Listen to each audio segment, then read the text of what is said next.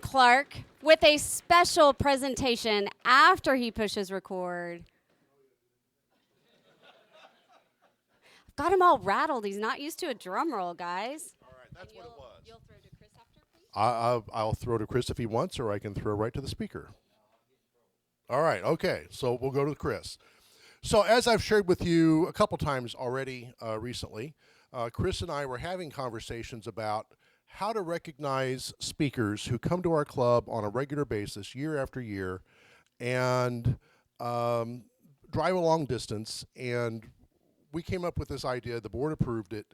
And so I am, and by the way, Barry Tramel is the quintessential example of this. Our club left the country club at the end of 2007, and he was already a regular way back then. So he has been coming for a couple of decades every year to our club. So we are recognizing today Barry Tramel as an honorary member of Stillwater Frontier Rotary Club. So this means, among other things, that if you happen to be in town Thursday at noon, you can come in, pay for your lunch, and have lunch with us. We only buy your lunch when you're the speaker. You got to buy your own when you're just here as an honorary member. But you're welcome to join us anytime you're in town. The other thing that we've done is Rotary was created by a bunch of guys in Chicago over 100 years ago. Paul Harris is recognized as the founder of Rotary. And there's something called the Paul Harris Fellowship. And we also have recognized you as a Paul Harris Fellow. So there's a pin in here that you can wear when you come to town, and there's a certificate, 2 certificates here suitable for framing. And anyway, welcome to our club. There you go. And now, here's Chris Norris, who is frantically writing notes. Our Rotarian of the day. Thanks, guys. You mentioned Barry and how we came up with this idea. This will be Barry's 20th time to speak to us. I got a hold of him in 2006 after my mother died, and he wrote a phenomenal article on her, on what she had done with Heritage Hall in Oklahoma State.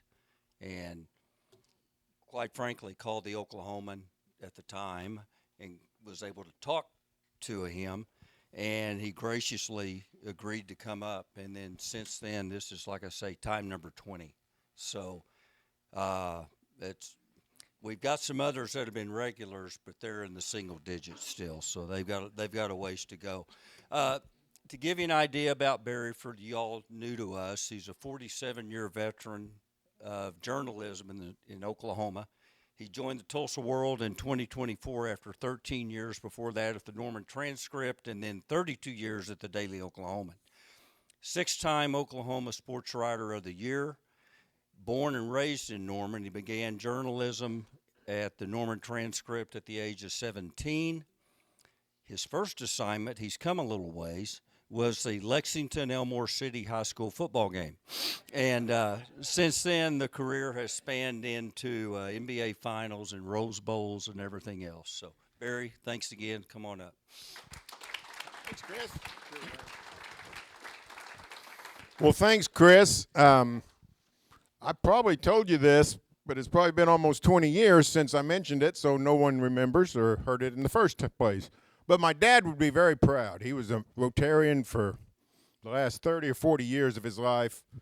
I've up at the top 5 of the, you guys rank number 1 on the places I've spoke the most. The Bethany Kiwanis are number 2. And then it's probably the Purcell Rotary Club. That's where he was a member for the last 15 years of his life. So I know all about the Rotarians. I've been to a bunch we were discussing. At lunch, 2 kinds of Rotary clubs, those that sing and those that don't. And I would, if I was going to join one, I would join one that doesn't. So I didn't even have to join. You guys brought me in. So he would be very proud and pleased. Perry, I spoke up. He was a Perry Rotarian for 3 or 4 years. He worked in Perry. So this is really cool. I appreciate it. It's never a burden to drive up. Always enjoy this. I probably shouldn't say this, but I mean, if you want, I ought to tell Chris, if you wanted me to come twice a year, I'd come twice a year. I enjoy it.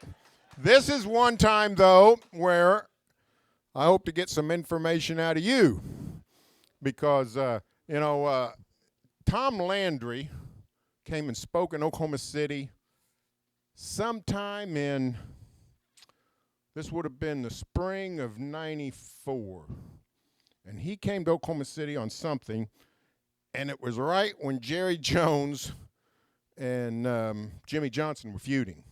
It's right before Jerry fired Jimmy, so we didn't know what was going to happen, but we knew something was up, and I was all fired up. Hey, Tom Landry's in town, and we can ask him about the Dallas Cowboys.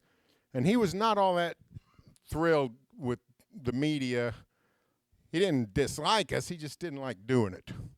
And I can still remember what he said as he was walking down the hall, and he agreed to step over and talk to a few of us. He said, "Just don't ask me what's going on in Dallas," is what he said. And a lot of people, since I've gotten here, say, "Hey, you're going to tell us who's going to be the new coach at OSU?" I actually came hoping you guys would tell me who's going to be the new coach at OSU, or at least who you'd like. I got the date. We said it was the 19th. As I always said, I was here last year, September 19th. For years, for 10, 12, 15 years, I came in August, Chris. And something happened last year, and we had to move me to September, and it turned out great. September 19th was right after the Tulsa game.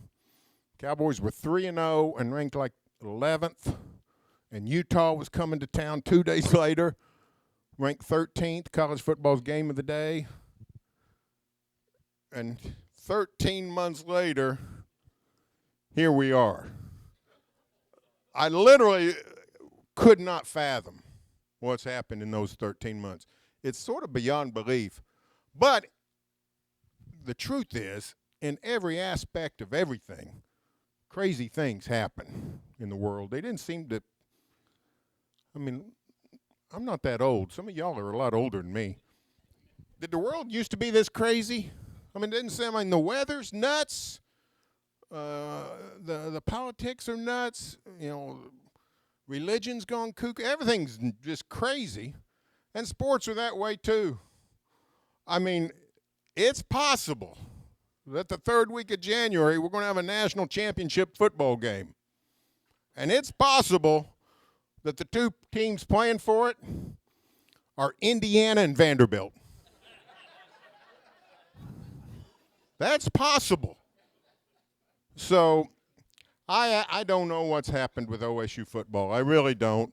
I sat up here and watched the Arkansas game last September, and I thought the Razorbacks were pretty good, and turns out they were pretty good. And OSU beat them.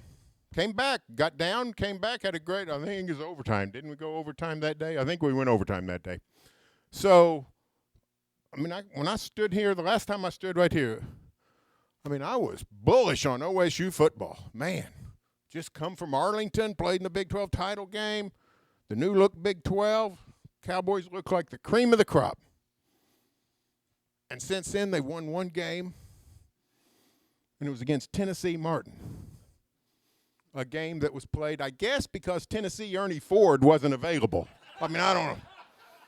Not too many places in America do I hear the name of a town and have to look up where it's at. But I had no idea where Martin, Tennessee is. I had no idea. So it's crazy, but things happen quickly. Indiana and Vanderbilt, prime example. Houston, they went and hired Willie Fritz, a guy who is my age, by the way. Yay for 64-year-olds. He's got the Cougars riding high. I think they're going to go 11-1. They may make the playoff. So you never know what's going to happen. A lot of excitement when you guys get a new coach. It's going to be great. We'll see if he wins. I don't know if he will, but things are going to look a lot better once that happens. But, man, it's been a rough time. I've never seen just the fall off and the drop off and just the utter collapse of a football program. I don't want to be too frank, But this is literally one of the worst football teams I've ever seen. Pat's 1991 team, 0-10-1, they'd be 17-point favorites. I mean, and the dang transfer portal, I can't even feel sad for the players because I literally don't know any of them. I don't know, who are these guys? Most of them just got to town. It's crazy. Best player on the team is no longer the best player on the team because they've moved him from wide receiver to quarterback. You know, if Sam Jackson was playing wide receiver in the old days, they can make use of it. It's total madness. I don't claim to know what's going on. Clearly, Mike had in the last year or whenever we start, I don't know when you want to start, quality control was lost. You know, college football coaches get paid a lot of money. That's why they get fired so quick anymore, because the expectations are so high. And the biggest part of that job at a place like OSU or anywhere in one of the 4 big conferences is quality control. It's your job to put out a good product. You might get beat 24-20 in overtime. That might happen. Somebody might shank a field goal. Coaches can't do anything about that. Somebody might drop a pass. But to just all of a sudden be non-competitive, somebody let go of the rope. And, you know, Mike lost his job because of it. I don't know that anybody's crying too many tears for Mike Gundy. His payout is $15 million. And here's how kooky the world is. Nobody even thinks that's all that much money. Penn State's paying James Franklin $53 million. Brian Kelly is whatever it is, I've forgotten. I can't even keep up with Florida State's talking about paying off Mike Norvell at 50-something million.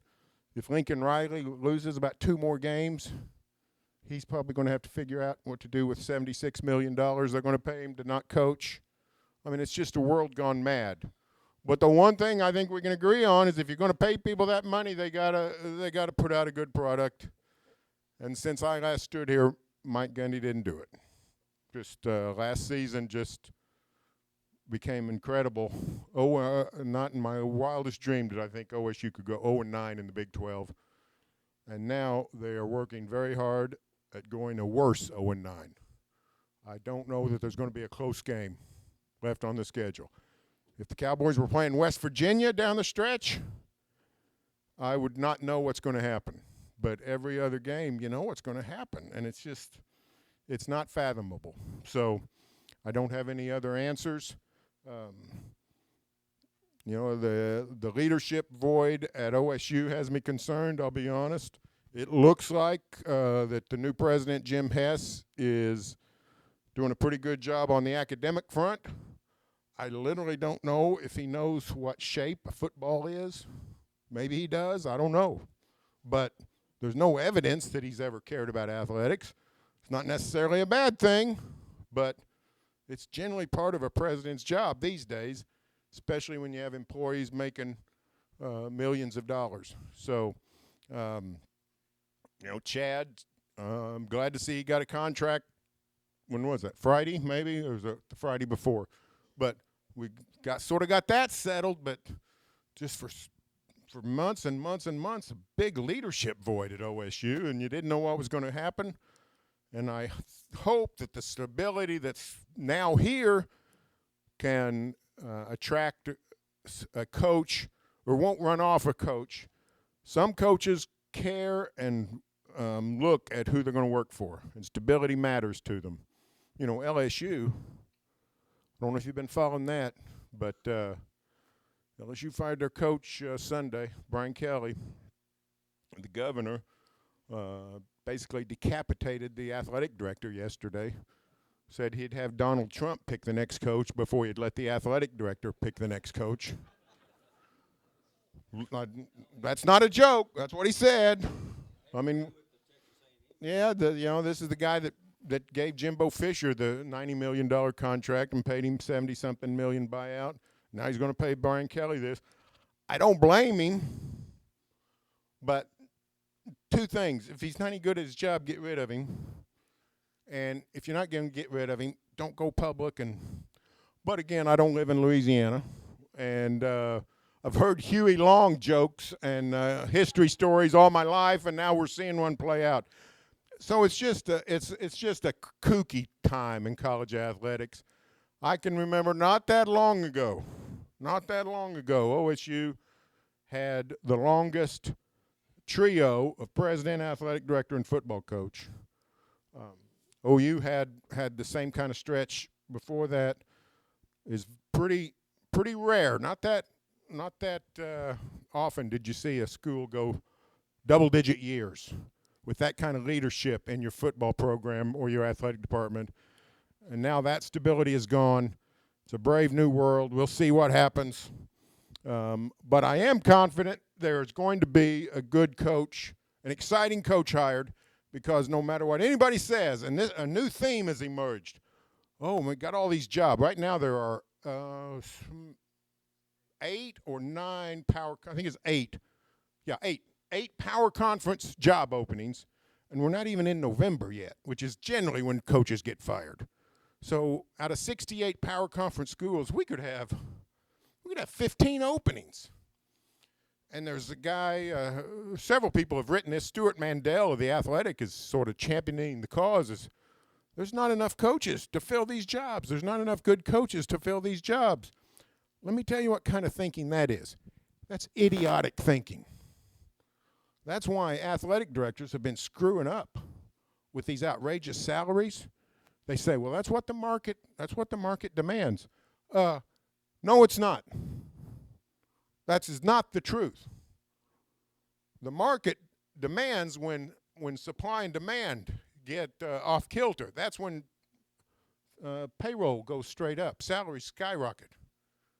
There are more good football coaches in America than there are good football jobs. If you want to count everybody as having a good football job, there's 68 really good jobs that you want in power conference football. Do we really think there's only 68 guys or less that can do those jobs well? Well, that's madness. That's crazy. OSU's got a very good football program. You know when the last time OSU hired a guy who was already a head coach? Anybody know? Floyd Gass in 1969. And Floyd was not coaching at Minnesota or Cal Berkeley. He was at Austin College in Sherman, Texas, a Division III school. Dave Smith comes in. Now, Floyd didn't do a very good job either. They got so mad at him, they fired him and made him athletic director. But anyway, 72, they hired Dave Smith. Dave went 6-5, a winning record, pretty good after Floyd Gass. Then he left for SMU. Hired Jim Stanley. Jim left with a winning record, won the Big 8 title in 76. Jim got in trouble with the NCAA. They fired him. They hired an assistant. Jim had been an assistant coach all the time. I think they hired him from A&M at the time. And then in 79, they hired Jimmy Johnson, a young assistant coach at Pitt. In 84, they hired a guy off Jimmy's staff, Pat Jones, who did a wonderful job. In 95, they hired Bob Simmons off the Colorado staff. Bob invigorated the program, didn't end up winning enough, and got fired. They hired Les. Les comes in. He'd never been a head coach. Did good. Really elevated the program. Les goes to LSU. They promoted Gundy, and, to the mountain went OSU. None of those guys had been a head coach. Same at OU. OU's hired one guy since World War II that had any head coaching experience. Howard Schnellenberger.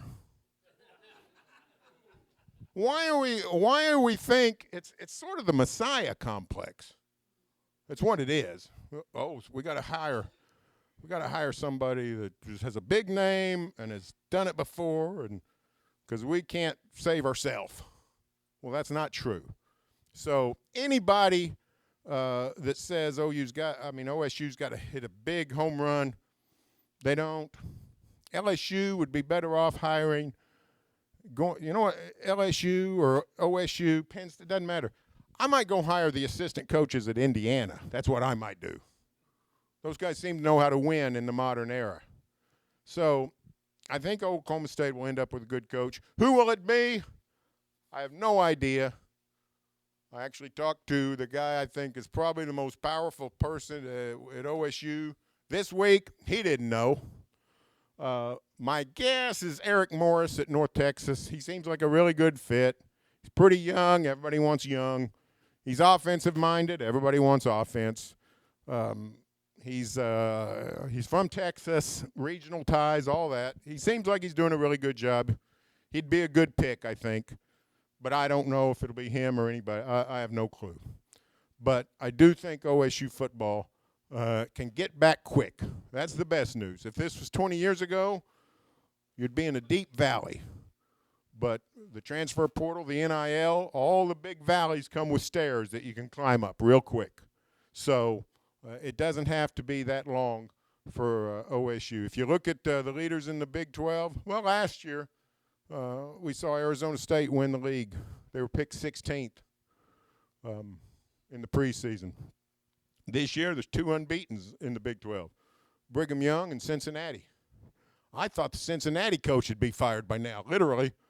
And he's unbeaten in the Big 12, ranked wherever he's at, 17th, I think. So you can get back quick these days. You really can. And OSU can get back. You care about football here. There's way more money than anybody ever knew for athletics. Some of it was being sat on because some prominent people didn't like Gundy. So, you know, for all I know, Cowboys, when I'm here next year, the Cowboys will be back where they ought to be, which is having a really good football team. Maybe it'll take a year. Who knows? I don't know. But I will say this. Just so that we can have a solid, optimistic tone, I might check with Chris and see if I can just come in August. So, because I was driving up here, I thought, what am I going to say to these people? I mean, and I will, let me just say this. The heroes of the 2025 Oklahoma State football season are the fans. They're the fans. Because the atmosphere, it's not anything like it was. No way it could be. But they've still been turning out. The crazy kid, or not a kid, he's a 40-year-old man. But the shirtless crowd, I mean, have you looked? It's all over college football now. I mean, it's spread like, so, people are hanging in there. So I salute you, and I salute all the fans because it could be a lot worse. And you go some places, and when you reach this point in the season, it's not any fun. Now, it's not any fun at Boone Pickens Stadium, about 20 minutes into the game. But people are at least showing up, and they're hanging in there. And it's a sign that people care. And it's a sign that people want better, and better is coming, hopefully soon, thanks to the way college football is run today. So that's really all I wanted to say. People have a lot of questions, and I'm going to answer them to the best of my ability. Yes, sir. Oh, we need a mic? Okay, let's get us a mic. On a more positive note, what about wrestling and basketball? I was a little surprised when OSU wrestling was only 5th. But, heck, they don't know. Wrestling's on a big incline under David Taylor. Now, full disclosure, David Taylor is not one of my all-time favorite people. I've never met the guy. But last year, this time of year, in fact, it was October and maybe into November, maybe it's September and October, I can't remember. I scheduled him for my podcast 3 times. He canceled on me all 3 times, once like 10 minutes before we were supposed to go. So I copped a bad attitude about David Taylor. Apologies. But he's doing a wonderful job. They're doing great. It's going to be tough to catch Penn State, but I thought that was a very inspired hire. We all thought the assistant coach, the guy from North Carolina, I forgot his name, but we thought he was going to be the coach. John Smith thought he was going to be the coach. Leroy told me he thought he was going to be the coach. But David Taylor is apparently what the young wrestling crowd wants and needs, young enough that they remember what a technician he was and what a great wrestler, and so he's doing a great job. Basketball, I'll tell you, I know way more about the OSU football players who just got to town than I do basketball. I mean, it doesn't even matter who it is. OU, OSU, Kansas, doesn't matter. Those rosters, turnover, I have no idea who these guys are. I've never heard of them. I don't know. They brought in 4 guys to the press conference. I couldn't have ranked them in how good they are. I mean, you go back and look at, when you think about OSU basketball, you think about Big Country being here 4 years. You think about Byron Houston being here 4 years. Corey Williams, 4 years. Just, you knew those guys. They just felt like almost part of your family by the time they were gone. These guys, I mean, they honor them on senior night, and you say, no, what's his name again? I mean, it's literally crazy. I enjoy the NCAA tournament, but until that anymore, I just don't really pay much attention. I do hear good things about Steve Lutz's team, though. I hear it's very good. He's done a great job recruiting, they say. They expect to be a lot better. Most people say, pretty sure OSU will be in the NCAA tournament this year. So, but that's from what I was told. That's not anything I know. I don't claim to know. Barry? Yes.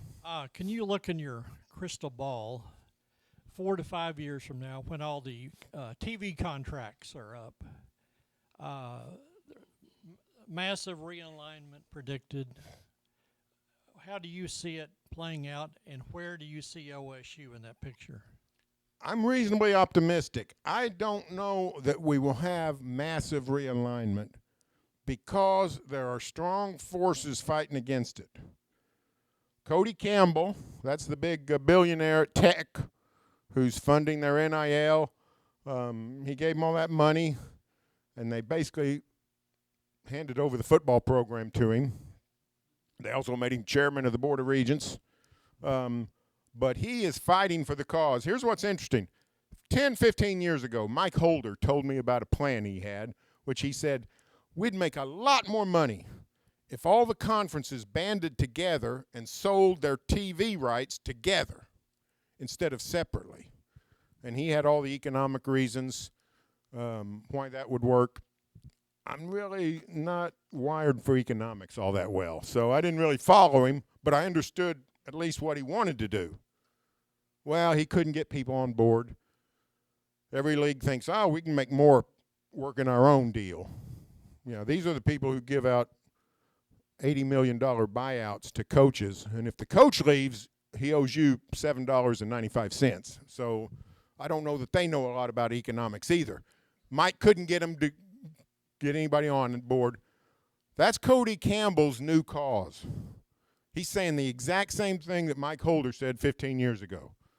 And he's taken his case to Congress. He's taken it to the networks. He's taken it to everybody. And he's, if you've seen those commercials, that's that Cody Campbell's on. That's what he's trying to do. And he's got some power behind him, because if we do have massive realignment, let's say we go to 40 teams, and I thought OSU would have been safe. Now, the last 13 months have made me rethink that, but I still think OSU would be all right. But there's a whole lot that wouldn't be safe. Wake Forest and Duke and Boston College and Cincinnati and all kinds of schools would be lopped off. And Cody Campbell, I think, is telling people this, and it's also true. They're going to get the politicians involved. And if you don't, maybe there was a time when you could fight off the politicians. this doesn't seem the time to be picking fights with the politicians. I mean, we got world leaders, throwing rose petals at Donald Trump. So I don't think anybody wants to mess with the politicians today. So I think, the SEC and the Big Ten, they don't want to do this. They don't want to do this. Even though the models show that they would make more money than they're making now, but they also show that the other two leagues, the Big 12 and the ACC, would narrow the gap. So I don't know that the SEC and the Big Ten are interested in narrowing the gap. But if their United States senator calls and says, "Oh, well, why don't you just narrow that gap?" then they'll do it. So I'm reasonably confident that we're not going to have massive realignment, thanks to people like Cody Campbell. But, I could be wrong. Barry, this maybe it's one of your friends, but with all this firing going on, you think there's ever a chance that the sports animal's going to get rid of Jim Traber? Well, listen. Here's the deal on Traber. Let me tell you something. I've been following sports seriously since I was 6 years old. It's been my profession since I was 17. If you say just like these filibusters we're seeing at the Capitol, hand me the mic with the U.S. Senate, I could filibuster for 4 days talking about sports. I could never stop. I mean, I'd never run out of things to talk about. I think I could talk about Jim Traber even longer than that. I really could. I'm not worried about Jim because, if something ever did happen, he made the wrong person mad, which is always possible. If he ever did get fired and he decided, Jim's 1 year younger than me. He's 63, I think. So if he ever just lost his job and just had to do something else, I'm pretty sure he'd find a landing spot. I think like the local radio station in the town of his alma mater, I'm sure would pick him up. And he'd be warmly embraced, and everybody'd put their arm around him, and everybody'd be happy. Now, Jim's a hoot. Jim is the cash cow for the sports animal. They can sell him like crazy. I've learned a lot about radio. I've been doing radio now 23 years, and I've learned a lot about the economics of it. I used to feel so sorry for people like the sales staff at radio stations.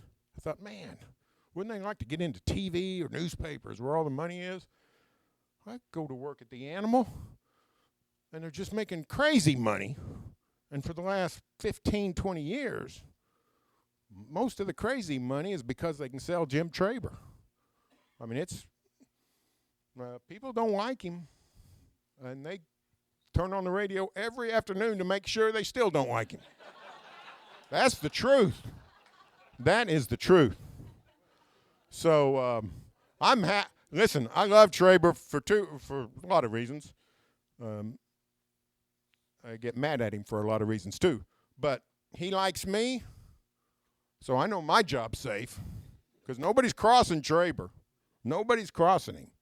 So, but he's a hoot.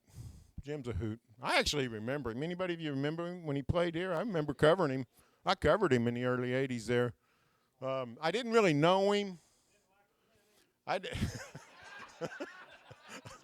didn't really know Jim, but just watching him play, he's pretty much like you thought he'd be. Here's the one thing, I'm sure I've said this before, but here's what I tell people about Traber and Eschbeck. Because people say, what's Jim like? What's Al like? Al Eschbeck is different in real life than he is on the radio. Al tones it down when I'm on with him. I appreciate that. He doesn't really act like a kook when I'm on with him, but he can get a little underwater and say some stuff he shouldn't say but he respects me enough. He doesn't do that with me. But when it's him and Jim, he does that. It's all a shtick. He's not that way in real life. He's really low key. Doesn't talk loud, doesn't say crazy things. He hangs out at Othello's in Norman, old Italian joint.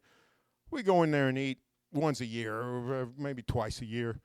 And if my wife sees him, or I don't have any qualms about my wife or anybody else being around Eschbeck. He's different. Jim is exactly on the radio as he is in real life. The things he says on the radio, it's what he says, in the checkout line at Crest. What he says when, going through the drive-thru at McDonald's. Doesn't matter. But this is how he is. So he's authentic. He's authentic. That's what I'll say about Jim Traber. A good product of Stillwater. That's what I like to say about Jim Traber. Do you feel like Chad's got a pretty decent track record hiring coaches with the wrestling coach and the basketball coaches? I do. Lutz, it's looking good. Taylor, it is good. We know that. Hiring a football coach is a little different because it's just so much more money, so much more important, so much more profile. But he does seem to be off to a good start on that.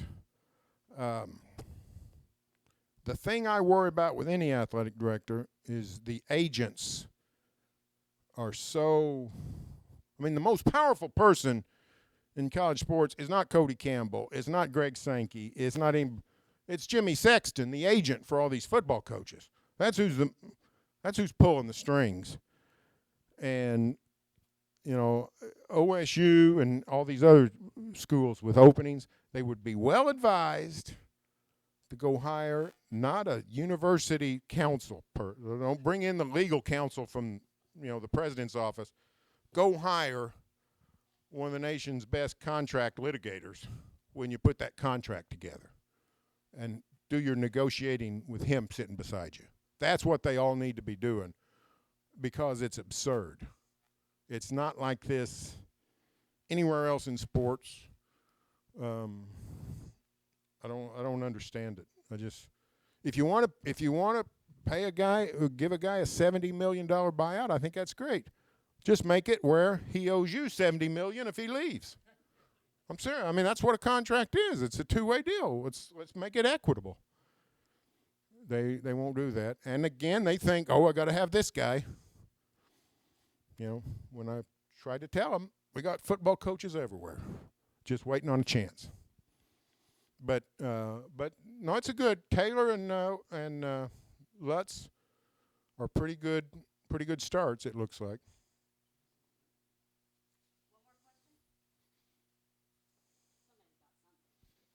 Yes. What's your prediction on the Thunder this year? Oh, the Thunder. Is anybody else like me and still find it hard to believe?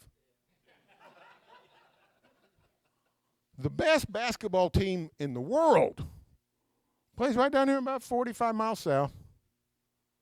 I just sit there and watch it. I just get glazed over sometime. I can't believe it. You know how lucky we are? When we opened up the Thunder, they weren't any good that year one, but we knew Durant was a superstar. Who all was in the building when Texas came to town in January of 2007? I'd read some about Kevin Durant, thinking, they got a good freshman at Texas. I watched him play that night, and I said, Mother of God, this guy's from another planet. Reminds me of a story. You might like this story. My old colleague at the Oklahoman, John Rohde. John Rohde and Bill Self are really good friends, and they talked all the time. And in 2002, Kansas went after this high school recruit hard. He's from Baltimore. They went hard after him. They thought, we're Kansas, we can get him. His name was Carmelo Anthony. And then at the end, Carmelo signs with Syracuse. Well, we get to November. They start the college basketball season. Rhodey's watching basketball. There's a Syracuse game on. And Carmelo Anthony looked like Kevin Durant looked when he came to Gallagher that night. The next day, Rhodey calls Self, and they're chatting. And Rhodey says to Self, by the way, Bill, this Carmelo Anthony is good. And Bill said, and this is Rhodey telling the story, so I'm not talking out of school on Rhodey. He's telling the story on himself. Bill Self takes the phone away from his ear and his mouth and yells down the hall, "Hey, guys, Rhodey says Carmelo Anthony is good." Well, that's how I felt about Kevin Durant, for crying out loud. He shows up for the very first team. The very first team we had, and then the next year they were good. And since then, we've had 1.5 bad years. Both of them, by the way, with Shai Gilgeous-Alexander, right before our eyes, turning into a star. They've been playing NBA in Charlotte for now 37 years. They've never had one team as good as like the Thunder's 10th best team. We are so lucky.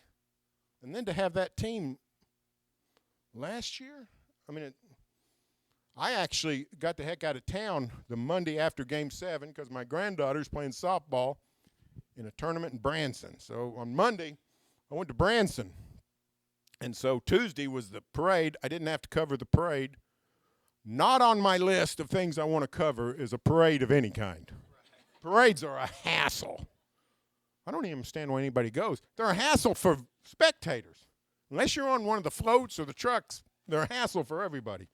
But anyway, I did watch clips of the parade while I was sitting in Branson, thinking, wait, this is in Oklahoma City. This is in Oklahoma. They got the NBA championship trophy. I can remember when the All-College was a big deal. Remember that? When even before OSU and OU started playing in it again, back in the 70s, OCU, hey, it's cool. OCU's having a tournament. They're playing Long Island. Let's go. Now, Giannis Antetokounmpo comes to town once a year. The Boston Celtics come to town. The Los Angeles Lakers. LeBron's played in Oklahoma City, 30 times, 40 times. LeBron James. It's amazing. And they got themselves a ball team. I don't know if anybody read The World today, but I wrote about Jalen Williams, the guy I call Santa Clara. Since the start of last season, he's third team All-NBA. He's one of the 15 best players in the world. Second team All-Defense. He guards centers and he guards point guards. He plays center. He plays point guard. He's an unbelievable player, and he's 24 years old. He's missed 18 games since the start of last season. You know what their record is without Jalen Williams? 18-0. It's not, I still can't comprehend it, and I live it every day. So it's an unbelievable blessing.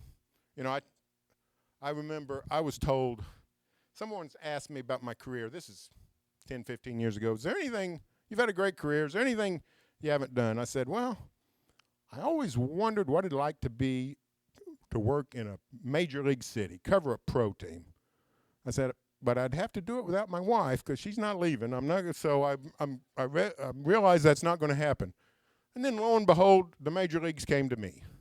And the major leagues came to you, and they didn't bring us the Cleveland Guardians, or they didn't bring us the Charlotte Hornets. They brought us this team, just churns out superstars and wins at an unbelievable level. So it's a great ride. It's going to end sometime. But, man, when it ends, we can say, hey, what a ride for us. What a ride for us. Thanks for having me. And, again, thanks for this. This makes my day, giving me those awards.